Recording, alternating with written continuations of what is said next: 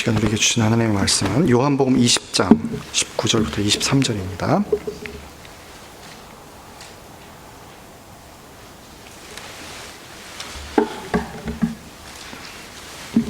시간 우리에게 주신 하나님의 말씀은 요한복음 20장 19절부터 23절.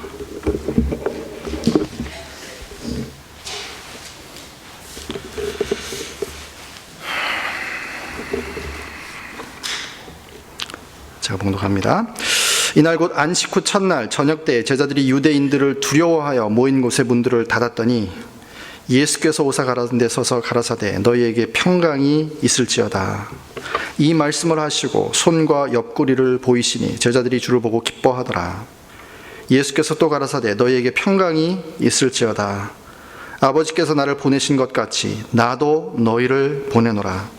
이 말씀을 하시고 저희를 향하여 숨을 내쉬며 가라사대 성령을 받으라. 너희가 네 죄든지 사하면 사하여질 것이요 네 죄든지 그대로 두면 그대로 있으리라 하시니라. 아멘. 순서가 좀 바뀐 듯하죠, 여러분. 제가 지난 주일날 24절부터 말씀을 증거했는데 조금은 의도적이었습니다. 한 번도 제가 선교를 주제로 설교를 해본 적은 없는 것 같긴 한데 한번 오늘 길지 않은 시간이지만 본문을 통해서 선교라는 주제를 좀 맞춰서 본문을 좀 볼까 합니다. 먹주로 맞추는 게 아니라 사실은 여기 가장 근본적인 도대체 선교의 메시지가 무엇이냐, 또 어디서 우리가 모델을 찾을 수 있겠는가, 그 다음에 어떻게 할 것인가 라는 부분에 대해서 주님께서 메시지를 예비하셨다고 믿습니다. 여러분이 왜 여행을 다니나요? 사람들이 대단한 자연이 아주 웅장하고 멋있고 이런 데 다니는 것은 뭐 사진으로도 볼 수 있고 요즘에는 뭐 다큐멘터리도 있고 뭐 책도 있고 뭐 다 있는데 가서 체험하는 거죠. 직접 아이위트니스, 그러니까 이제 목격하는 거가 틀리죠. 사진으로 보는 거하고 가서 정말 여러분이 그 웅장한 뭐 산이든지 바다든지 또 다른 어떤 곳이든지 가서 눈으로 직접 목격하는 것이 다릅니다. 예. 그래서 사실 그런 체험을 하면 여러분 삶 속에 오래오래 남습니다. 사진으로 보고 남한테 듣고 한 것보다 여러분이 직접 보고 체험하는 것은 여러분의 기억 속에 오래오래 남습니다. 하물며 여러분의 인생에 정말 중요한 사람을 만난다면 어떻게 잊을 수 있겠습니까? 우리가 선교의 시작은 뭐냐면 주님을 만나는 거예요. 부활하신 주님을 만나는 그 체험, 여러분들이 주님을 만난 감격, 또 체험, 이것을 그대로 증거하는 것, 그게 전도고 그게 선교입니다. 그래서 성경에서 흔히 우리가 그리스도인들에게 증인이다, 예수님께서 직접 명령하시기도 하셨고요. 사도행전 1장 8절에 너희는 내 증인이 되어서 예루살렘과 온 유대와 사마리아 땅 끝까지 이르러 내 증인이 되리라, 그런 말씀을 하셨죠. 그래서 사도들도 또 초대교회 성도들도 또 저와 여러분도 모두 이 증인된 자로서 살아가는 것, 신실하게 증거하면서 위증하지 말고 살아가는 것, 이제 그게 사실 선교적인 삶입니다. 그래서 오늘 이 본문을 통해서 잠시 그 세 가지 좀 살펴보기를 원합니다. 첫 번째, 예수님께서 우리 지난 시간에 제가 잠시 설명드렸지만 거의 비슷한, 이게 바로 부활주일 저녁에 있었던 일입니다. 이미 몇몇 여자들은 주님을 만나 뵙고 이제 그 얘기를 제자들에게 전해 준 상태입니다. 하지만 제자들은 지금 두렵습니다. 자신들이 3년이나 쫓아다니던 예수님은 십자가에서 비참하게 돌아가셨고 자신들이 이제 어떻게 살아가야 될지, 무엇을 위해서 살아야 될지 막막합니다. 그리고 일단은 두렵습니다. 왜냐하면 그 예수님을 잡아 죽였던 사내들인 공회가 그 다음 타겟이 뭐겠습니까? 바로 예수님을 쫓아다니던 제자들 아니겠습니까? 그래서 얼마든지 그들이 말하자면 지명수배에 대해서 잡힐 수 있는 상황이기 때문에 지금 문을 닫은 이유가 그것일 것입니다. 저녁에 모여서 문을 닫고 대문도 닫고 방문도 닫고, 여기 문들이 복수예요. 여기 유대인들을 두려워하여 모인 곳에 문들을 닫았더니, 우리나라 말도 복수로 되어 있죠. 물론 이렇게 양쪽으로 열리는 문이라서 복수일 수도 있고요. 어쨌든 중요한 것은 이제 두려움을 반영하고 있고, 그 다음에 이제 또 한 가지, 여기 왜 닫힌 문이라고 성경 기자가 기록했냐면, 예수님이 그 가운데 문을 통해서, 보통 우리가 육신을 가진 사람 들어오지만 마치 무슨 공기가 들어오듯이 예수님이 가운데 부활하신 것과 똑같은 방법으로 닫힌 건물 사이에 예수님이 나타나셨습니다. 그리고 나서 그들에게 가운데 서서 가라사대 너희에게 평강이 있을지어다, 이런 말씀하십니다. 물론 유대인들은 아직까지도 인사가 샬롬입니다. 그러니까 이거는 그냥 일상적인 인사입니다. 유대인을 만나면 샬롬 알레이햄, 당신에게 평강이 있을 것입니다, 있으십시오. 여기 너희에게 평강이 있을지어다 이렇게 번역되어 있죠. 문자 그대로는 그렇습니다. 그런데 예수님이 말씀하신 이 평강은 그들이 그저 습관적으로 얘기하는 평강이 아닙니다. 요한복음 14장에 보면 예수님께서 이것을 명시하셨죠. 14장 27절에 평안을 너희에게 끼치노니 곧 나의 평안을 너희에게 주노라. 내가 너희에게 주는 것은 세상이 주는 것 같지 아니하니라. 너희는 마음에 근심도 말고 두려워하지도 말라, 이런 말씀을 하셨어요. 여기 예수님이 나의 평안, 내 거다. 세상이 열심히 노력합니다. 평화, 어느 시대는 평화를 추구하지 않았던가요? 인류 역사에서 오늘날까지 다 포함해서 정치적인 평화. 근데 참 아이러니컬한 일은 역사상 인간들이 그렇게 평화를 외치고 하지만 사실은 전쟁이 없고 싸움이 없는 시대가 거의 없습니다. 항상 언고잉한 싸움이 있습니다. 지금 이 순간에도요. 어느 지역인가는. 그래서 이제 외적으로 항상 싸움이 있고 분쟁이 있고, 또 더 중요한 것은 조용한 환경과 거기에 가도 사실은 어디에 뭐가 없어요. 우리 마음속에 평화가 없습니다. 그래서 안팎으로 우리는 참 사실 이 평강 또는 평안, 평화 이런 것들을 찾아보기 힘든 그러한 세상에 살아가고 있습니다. 그게 배경이에요. 복음이 선포되는 배경은 평강이 깨진 상태입니다. 왜 그랬을까요? 우리가 너무 잘 아는 것이지만 하나님과의 관계가 깨졌기 때문에 인간은 샬롬을 뺏겼습니다. 성경에서 말하는 이 평강은 제가 종종 여러 번 말씀드리지만 단순히 싸움이 없는 상태, 조용한 상태를 말하지 않습니다. 이것은 여러분이 생각할 수 있는 가장 이상적이고 가장 좋은, 가장 행복하고 가장 복된 상태를 말합니다. well-being, 우리가 얘기하죠. 영육 간에 건강하고 행복하고 축복된 상태, 그러니까 평강인데요. 이 근본적인 원인은 하나님과의 평강이 깨졌기 때문에 우리 인간은 바깥으로도 평강이 깨졌고 서로도 싸우고 안에서도 평강이 없습니다. 그래서 그 해결책은 뭐냐면 하나님과의 관계가 회복될 때 비로소 이 샬롬이 회복이 됩니다. 그게 복음이에요. 결국 복음은 뭐냐면 우리 안에 깨진 평화를 다시 온전케 회복시켜주는 것이 복음입니다. 그래서 여러분이 이제 사람들 관계에서도 알 수 있어요. 이게 참 민감합니다. 사람이 사회적인 동물이다 그런 얘기도 하지만 친구가 수십 명이 있어도 여러분 그 중에 누구 한 명하고 좀 불편한 관계가 됐어요. 싸우든지 다투든지 이렇게 됐어요. 그러면은 그 사람 옆에 가기 불편합니다.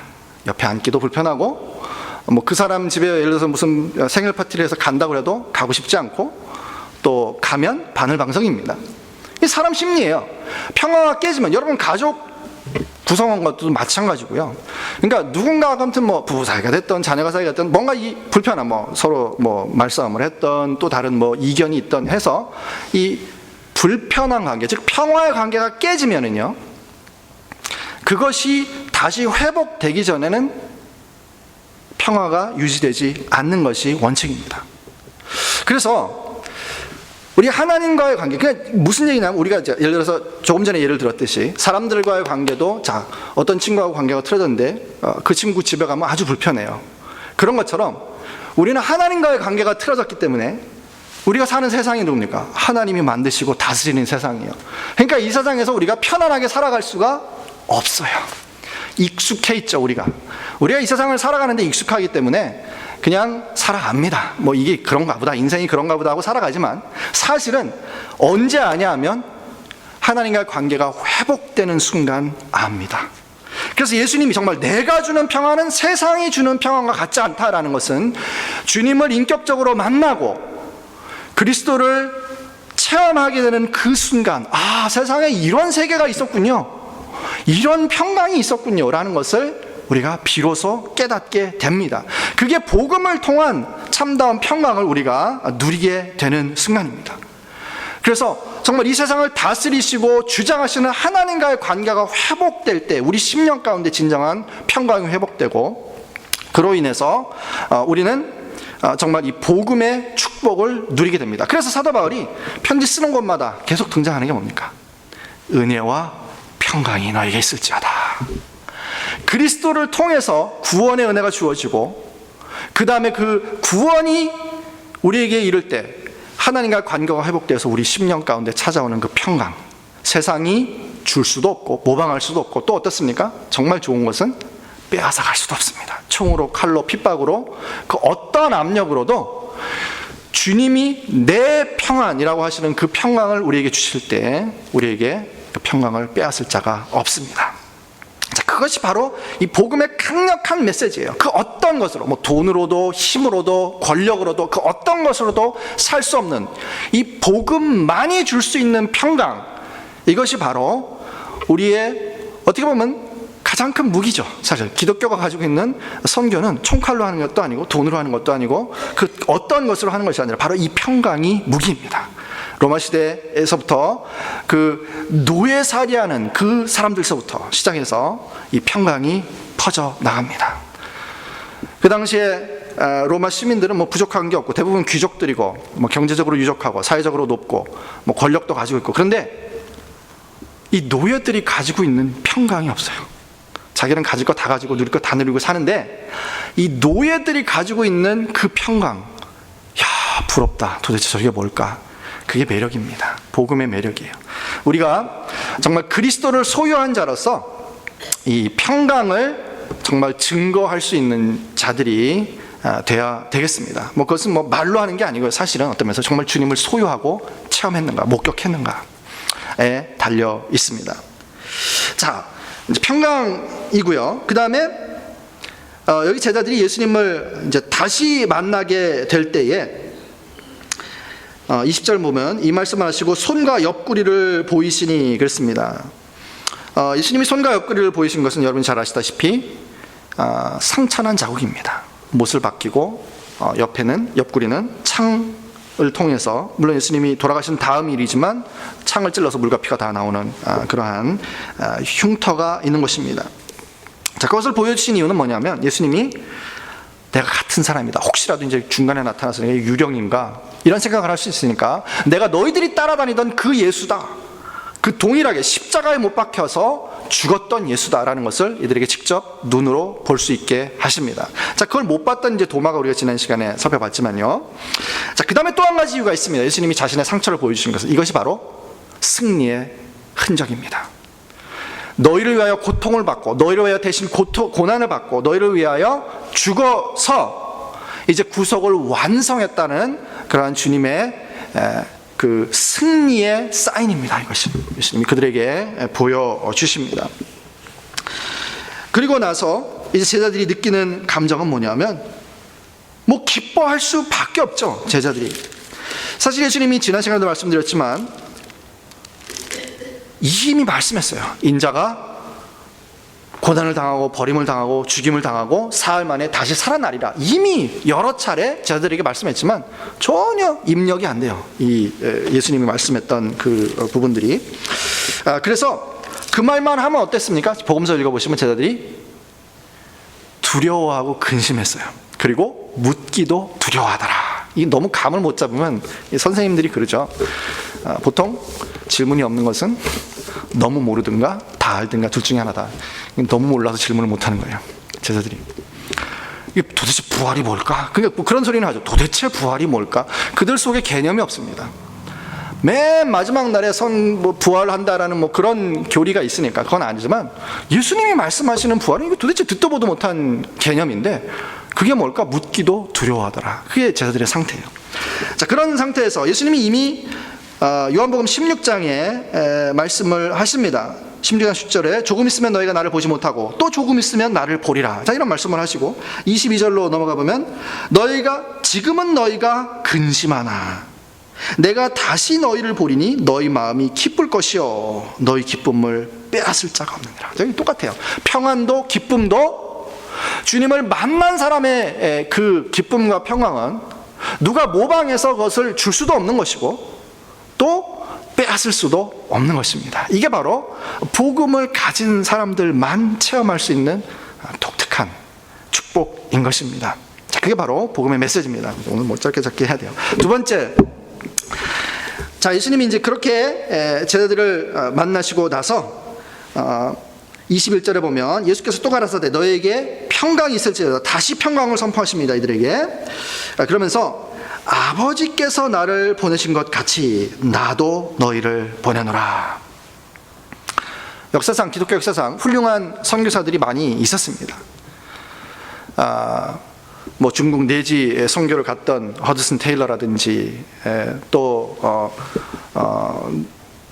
누구죠? 캐리도 있고, 뭐 윌리엄 캐리도 있고, 뭐 여러 정말 뭐 리빙스턴도 있고, 많은 정말 훌륭한 선교사들, 귀감이 될 만한 선교사들이 참 많이 있어요. 사실은 우리가 잘 모르죠. 그분들의 삶과 그분들의 헌신을 잘 모르는데, 자, 그런데 물론 참 본받을 거 많아요. 그런 분들 전기를 읽어보거나 삶을 보면 정말 정말 숙연해지는 그러한 부분들이 많은데, 원형이 있습니다. 바로 하나님이십니다. 여기 예수님께서 말씀하신 것처럼 아버지께서 나를 보내신 것 같이, 잘 생각해 보십시오. 예수 그리스도는 하나님 아버지의 품속에 영원 전부터 계셨던 분이에요. 함께 교제하면서 사랑을 나누면서 한 번도 거역해 본 적도 없고, 사랑하는 자요 기뻐하는 자라 하나님이 직접 증거하시잖아요, 예수님께서. 그런 분이라는 것을. 자, 그런 존재가 바로 아들인데, 여러분 생각해 보시죠. 여러분 아들들 어디 위험한 곳, 아무리 중요한 일이라도 가서 이렇게 좀 갔다 와라, 목숨을 건 미션, 뭐 전쟁이 났는데 예를 들어서 특공대로 차출돼 가지고 어디 보내라 그러면 나라를 위해서 충성하고 오너라 하고 보내실 부모들이 글쎄 몇 분이나 되실까? 뭐 있을 수도 있어요. 예, 과거에 좀 그렇게 그런 분들이 있으시더라고요. 근데 쉬운 거 아니거든요. 한국의 이 평화시에도 지금 뭐 군대 돈 있고 빽 있고 이런 사람들 군대 빼려고 얼마나 노력들을 합니까? 보세요. 이 전시도 아닌데. 자, 그런 상황에서 하나님이 하나밖에 없는 아들을 왜 굳이 보내셨나요? 히브리서 1장 1절부터 나오지만 사실 뭐예요? 선지자들 많이 보내시고 또 여러 가지 방법으로 과거에 많은 시간과 공을 들여서 하나님이 이미 메시지를 많이 보내주셨어요. 근데 정말 중요한 질문은, 굳이, 이제 비유에도 나오지만 왜 굳이 사랑하는 아들까지 그 위험한 사지로 몰아서 보내야 하는가라는 질문에 대한 답을 여러분이 한번 좀 물어보셔야 돼요, 사실은. 예. 하나님의 능력의 차원에서 대답할 문제가 아니에요, 그건. 하나님이 원하시면 할 수 있습니다. 근데 왜 보내셨을까요? 그게 성육신의 신비입니다. 신이 자기가 가장 사랑하는 아들을 보내서, 그것도 어떤 모양으로? 뭐 천사의 모양으로, 장군의 모양으로, 세상을 뭐 아주 호령하는 그런 위대한 모습으로 보내신 게 아니잖아요. 종의 모습으로 저와 여러분들을 똑같은 연약함을 감당할 수 있는 그러한 모습으로 아들을 보내십니다. 그게 선교예요. 지난 금요일날 우리 선교사님들 보고를 들으면서 뭐 여러분들도 참석하신 분들은 뭐 감동을 받으셨겠지만, 자, 한 사람의 인생, 여러분들과 똑같이 꿈이 있고 젊음이 있고 하고 싶은 게 있고 하지만, 정말 하나님의 일을 위해서 또 영혼들을 위해서 정말 모든 것을 뒤로 하고, 자, 그러한 열악한 조건에 가서 한다는 거. 근데 그게 바로 성육신이에요. 이상하게, 근데 사실은요, 우리가 사람들한테 더 감동을 받고 예수님이 찾아오신 거에 대해서는 감동이 좀 덜한 경향이 있어요. 예수님은 하나님이시니까, 전능하신 분이니까, 뭐 고통을 받으셔도 뭐 그렇게 힘드셨을까, 뭐 이런 약간 좀 뭐라 그럴까, 지금 이 복잡한 그런 심정이 있어요, 우리들 가운데. 그래서 사실 예수님이 고난 받으시고, 예수님이 그 울부짖으면서 고난 겟세마네 동산에서 심한 통곡과 눈물로 간구와 소원을 올려드렸다. 자, 이 부분이 우리에겐 사실 잘 그다지 많이 와닿지는 사실은 않아요, 인간적으로. 그런데 분명한 사실은 하나는, 아까도 말씀드렸지만 이 선교의 원형, 모델은 우리 주 예수 그리스도께서 볼 수 있습니다.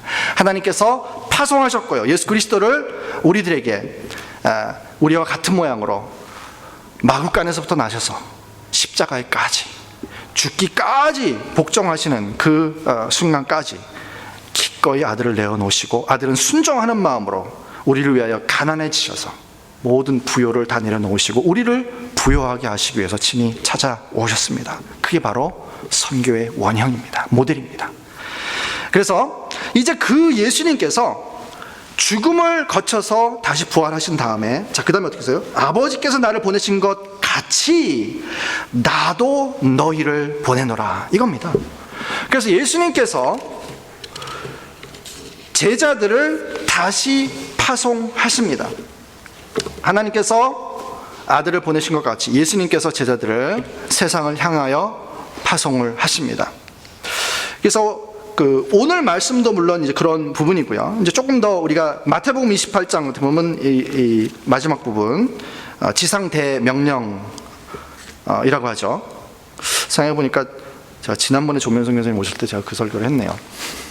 어쨌든 여기 18절부터 보면, 마태복음 18장, 예수님께서 나와 일러 가라사대 하늘과 땅의 모든 권세를 내게 주셨으니, 예수님께서 창조주 하나님이시고 또 구속주 예수 그리스도께서 하늘과 땅의 모든 권세를 받으시고, 그 다음에 이제 위임하십니다. 권세를 제자들에게, 또 믿는 우리들에게, 너희는 가서 모든 족속으로 제자를 삼아 아버지와 아들과 성령의 이름으로 세례를 주고 내가 너희에게 분부한 모든 것을 가르쳐 지키게 하라. 이러한 명령, 아까도 너희는 땅끝까지 이르러 내 증인이 되리라, 이게 예수님의 명령이에요. 유언과 같은 거예요, 여러분. 뭐 아버지가 돌아가시면서, 어머니가 돌아가시면서, 자, 이게 내가 마지막으로 너희에게 부탁하는 것이다 라고 맡긴 말씀이 이거예요, 제자들에게. 그래서 정말 어떠한 족속이든지 땅끝까지, 자, 그 땅끝이 어딘가 참 선교사님들이 많이 연구를 해가지고 가십니다. 뭐 언어의 끝이냐, 뭐 지리적인 끝이냐, 뭐 인종, 뭐 여러 가지로. 자, 어쨌든 그 땅끝까지 가서 그들을 제자 삼아서 세례를 주고 또 예수님이 말씀한 모든 것을 지키게 하려는, 자, 그러한 이 예수님의 명령을 받고 나아가는 것, 이것이 바로 선교사고, 또 선교사는 특별히 선교사들로 뭐 특별히 어떤 직업적으로 프로페셔널리 이런 분들 뿐만이 아니라 사실 뭐예요? 예수님을 믿는 모든 주님을, 부활하신 주님을 목격하신 분들, 부활하신 주님을 만난 사람은 모두 사실은 선교적인 사명이 있습니다. 자, 근데 예수님이 보내실 때도 이런 엄청난 막중한 명령의 무게만 그냥 가지고 지고 가라라고 보내신 게 아니에요. 마태복음 처음 시작부터 임마누엘로 시작해서 어디로 끝납니까? 임마누엘로 끝나요. 보라, 세상 끝날까지, 볼지어다 내가 세상 끝날까지 너희와 항상 함께 있으리라. 주님이 함께 하시겠다는 약속을 아울러서 보내십니다. 자, 이게 놀라운 점이에요. 자, 이게 오늘 이제 세 번째로 넘어갑니다. 그래서 예수님께서, 자, 이 엄청난 사명, 본인이 수행하시던 사명을, 사실은 뭐예요? 이게 전달돼서 나가는, 여러분 개주 게임처럼, 릴레이 게임처럼 한 바퀴 쭉 돌고 와서 그 다음에 바톤을 다음 사람에게 넘겨주는 겁니다. 그거예요. 예수님의 제자들에게, 사도들에게, 또 저와 여러분들에게 바톤을 넘겨주는 거예요. 이거는 원래 누구예요? 하나님 아버지가 시작하신 일이고, 예수 그리스도께서 순종하셔서, 죽기까지 순종하셔서 완성하신 그것을 이제 제자들에게, 사도들에게 맡기신 거예요. 그 사실은 예수님의 일이고, 그래서 세 번째로 이제 어떻게 이 사명을 감당해야 될 것인가, 그래서 뭐 선교사들이 훈련도 받고 뭐 여러 가지 언어 훈련도 받고 뭐 현지 훈련도 받고 여러 가지 훈련을 받지만 진짜 중요한 것은 뭐예요? 여기 두 가지. 성령을 받아야 돼요. 예수님께서 여기 22절 오늘 본문 말씀에 보면 이 말씀하시고 저희를 향하여 숨을 내쉬며 가라사대 성령을 받으라. 여기 해석이요. 어떤 분들은 이걸 진짜 예수님이 이렇게 숨을 불어가지고 마치 그러니까 이 숨 속에 성령이 있다라고 이해하시는 분들도 있긴 한데요. 사실 이게 헬라 원어를 보면 그들을 향하여라는 동사의 그 부분이 없어요. 예, 그냥 숨을 내쉬면서. 근데 이제 분명한 것은 그렇다고 해서 커넥션이 없는 건 아니에요. 이건 뭘 연상시킵니까? 처음에 하나님께서 아담을 만드시고 흙으로 빚어서 사람 형상을 만드신 다음에 어떻게 합니까? 그 코에 생기를 불어넣으시니 생명이 된지라. 자, 그 말씀이나 또 한 가지 찾지 않겠습니다. 에스겔 37장에 보면 여러분 골짜기에 마른 뼈가 가득한 그 장면이 나옵니다. 뭐 금방 숨 넘어간 사람도 아니고 죽어서 한참 돼서 뼈밖에 안 남았고 그 뼈도 다 말라서 비틀어서 뼈가 그렇게 쌓여있는, 자, 그곳에 이들이 능히 살겠느냐? 에스겔이 뭐라고 답합니까? 주께서 하시나이다. 너는 그에게 대언하라. 그래서 하나님의 말씀을 대언할 때 그 뼈다귀밖에 안 남은 그 뼈들이 붙어서 어떻게 됩니까? 여호와의 군대가 됩니다.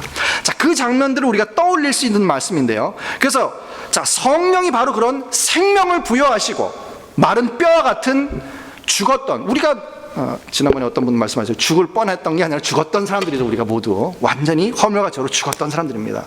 뼈다귀 같은 상태야. 말라서 뭐 도저히 이거 뭐 뼈다귀 맞춰서 사람이 됩니까, 여러분? 뭐 숨 넘어가는 사람 뭐 CPR하고 하면 살려낼 수 있는데 뼈다귀가 맞춰져서 사람이 됐다는 건 듣도 보도 못한 일입니다. 그런데 하나님이 하십니다. 성령이 하십니다. 그래서 이 엄청나고 막중한 선교의 사명은 누가 하는 겁니까? 선교사님들이 훌륭하지만 선교사님들이 하는 게 아니에요. 이거는 예수의 영 되시는 성령께서 하시는 사역이 선교입니다. 목사든 선교사든 그 누구도 단 한 사람도 회심시키고 살려낼 수 없습니다. 엄연한 현실입니다.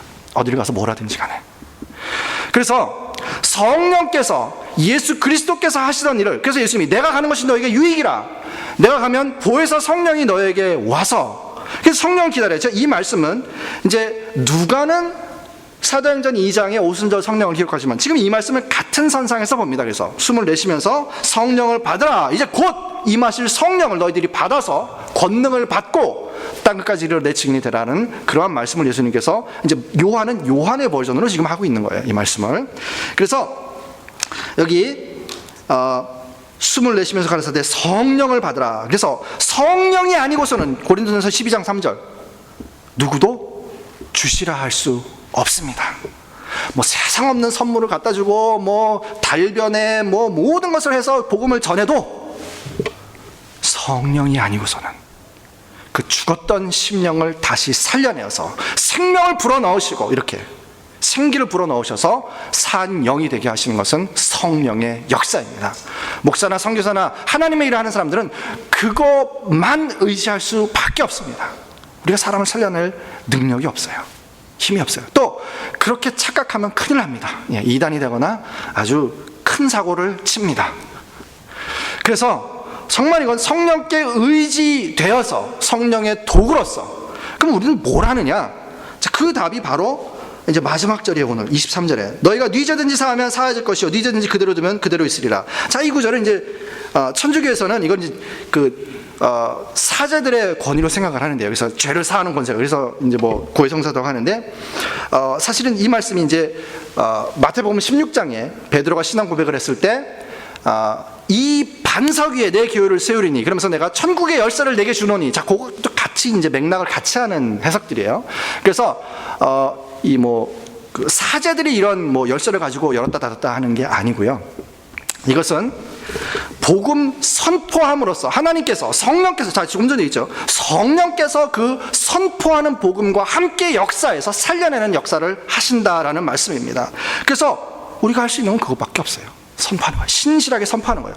뭐 듣던 아니 듣던 선지자들처럼 최선을 다해서 물론 이제 컨텍스트의 문제는 있죠. 선교 그래서 언어 공부도 하는 거고, 그들의 문화도 공부하고, 그들의 삶과 목회도 마찬가지고, 여러분들의 삶 속에 어떻게 하면 이 복음의 메시지가 좀 더 적절하게, relevant하게 들려줄 수 있겠는가라는 부분을 연구하고 기도하고 해야죠. 하지만 정말 중요한 것은 뭐냐면, 우리가 할 수 있는 것은 살려내는 일이 아니에요. 복음을 신실하게 선포하는 일이에요.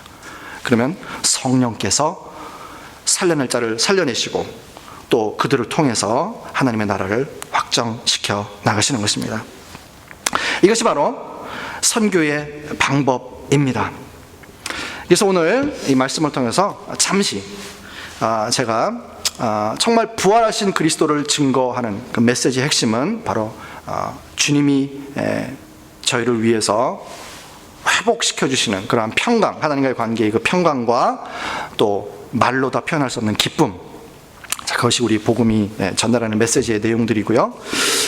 그 모형은 우리 주 예수 그리스도께서 친히 성육신하여 찾아오신 그 모델을 통해서 우리가 선교를 배우게 되고요. 그 다음에 성령께서 역사하셔서 우리에게 담대하게 복음을 선포해요. 그래서 이 겁쟁이 제자들이 어떻게 됩니까? 사도행전으로 넘어오면서 하나님 앞에서 사람 말을 듣는 것과 하나님 말씀 듣는 것, 어느 것이 옳은가 판단하라, 이렇게 담대한 사람들이 됩니다. 이렇게 도망갔던 겁쟁이들이, 이게 바로 성령을 의지하고 말씀을 선포하는 하나님의 선교사들의 변화된 모습입니다. 그래서 저와 여러분들이 먼 오지 캄보디아 아니라 어디까지 못 간다고 할지라도 여러분의 삶 속에서 여러분의 방법대로 여러분에게 주어진 사람들에게 평강과 기쁨을 선포하면서 이 복음을 정말 신실한 증인으로서 삶을 살아드리는 저와 여러분들 되시기를, 또 저희 교회가 되기를 간절히 소원합니다. 기도하겠습니다. 하나님 은혜와 사랑을 참으로 감사합니다. 이 시간 부활하신 주님께서 좌절하고 있는 제자들을 친히 찾아와 주셔서 그들에게 평강을 선포해 주시고, 그들의 마음을 근심과 슬픔에서 넘치는 기쁨으로 바꾸어 주셨듯이, 복음이 선포될 때 저희들에게 찾아온 이 평강과 기쁨을 저희들이 먼저 맛보게 하여 주시니 감사합니다. 이제 체험한 자들로서, 맛본 자들로서 저희들이 예수님께서 친히 성육신하여서 구원 받을 자들을 찾아오셔서 그들을 구원하신 것처럼, 저희들도 주님의 그 성육신 정신을 본받아서 겸손하게 이 복음을 증거하는 신실한 사명을 잘 감당하는 자들이 되게 하여 주시고, 성령을 힘입어서 저희들이 날마다 신실하게 이 복음의 메시지를 증거하는 삶을 살아가는 저희 모두가 되게 하여 주시옵소서. 감사드리며 이 모든 말씀을 우리 주 예수 그리스도 이름으로 기도합나이다. 아멘.